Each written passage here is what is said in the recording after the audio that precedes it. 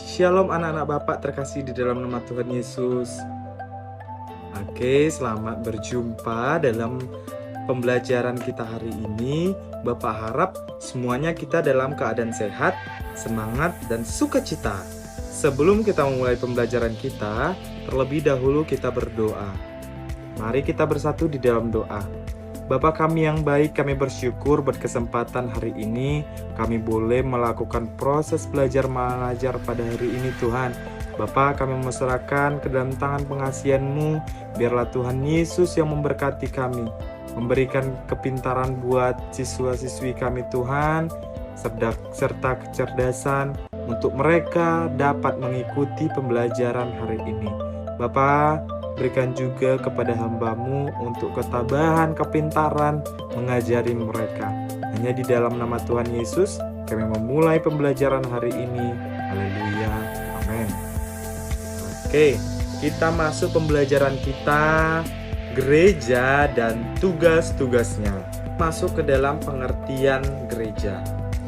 Oke, sebelum itu kita harus tahu nih apa itu arti gereja. Ya.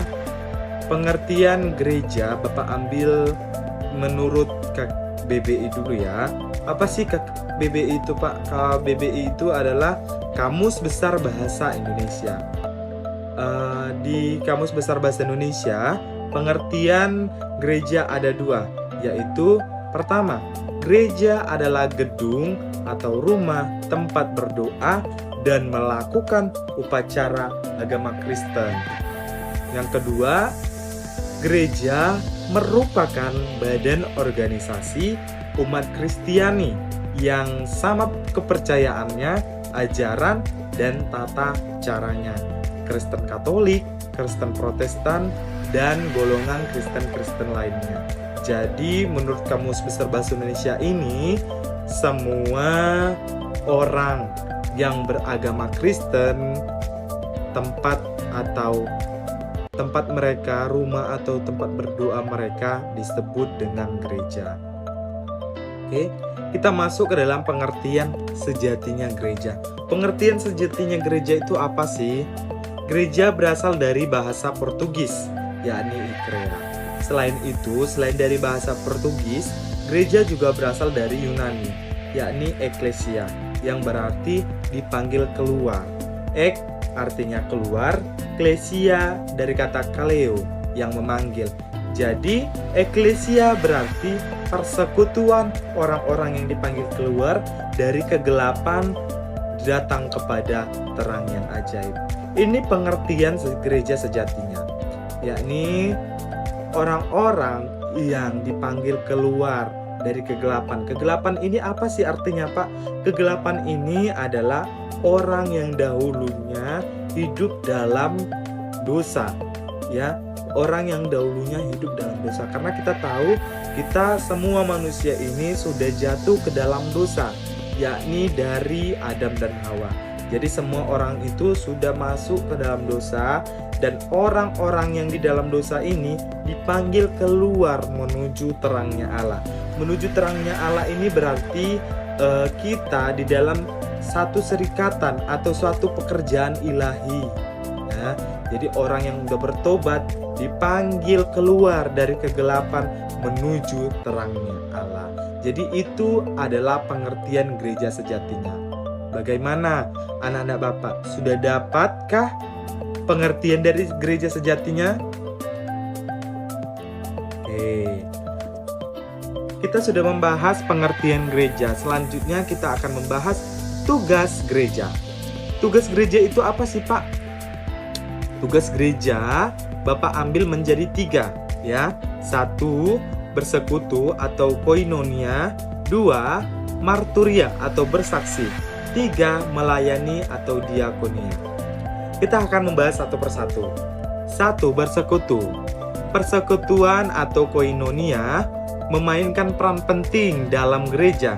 Inti dari persekutuan adalah mendorong rasa komunitas dan kesatuan di antara orang-orang percaya. Jadi bersekutu ini artinya kita dipanggil untuk bersekutu, untuk bersatu di dalam komunitas kita, bersatu melayani Tuhan. Ya, jadi gereja ini dipanggil untuk bersatu. Jangan ada perpecahan di antara satu jemaat dengan jemaat yang lain. Jadi sesama jemaat harus bersatu di dalam satu gereja. Kedua, bersaksi atau marturia. Bersaksi ini merujuk pada fungsi memberikan kesaksian mengenai kebenaran Injil. Dalam Perjanjian Baru, istilah marturia sering digunakan untuk menggambarkan peranan orang percaya dalam membagikan ilmu mereka dan memberikan kesaksian mereka mengenai karya penyelamatan Tuhan Yesus. Ya, melayani atau disebut dengan diakonia. Melayani adalah gereja yang wakilnya Tuhan dipanggil untuk menyatakan kasih dan kebaikan kepada dunia. Dalam Perjanjian Baru, istilah diakonia ini sering digunakan untuk menggambarkan peranan orang percaya dalam melayani orang lain. Jadi, dalam hal ini, gereja dituntut untuk melayani orang percaya maupun orang yang tidak percaya. Jadi, di dalam hal ini, gereja dipanggil untuk melayani Tuhan, melayani orang-orang di dalam lingkungan sekitarnya. Contohnya bisa kita ambil dalam pelayanan gereja maupun pelayanan non-gereja.